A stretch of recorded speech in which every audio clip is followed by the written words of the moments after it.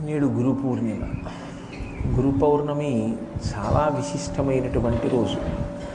మనకి సనాతన ధర్మంలో గురువు లేని విద్య గుడ్డి విద్య.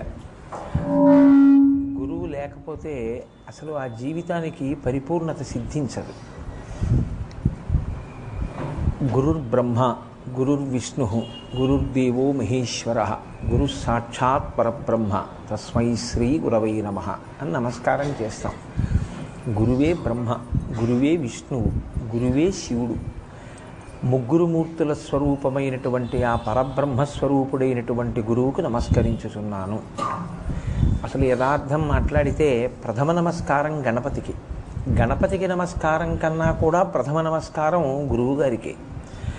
అసలు గురోచ్ఛిష్టమే జీవితం. జీవితం శిష్యుడు అనుభవించేటప్పుడు తాను పొందినటువంటి అభ్యున్నతిని, తాను పొందిన ఐశ్వర్యాన్ని,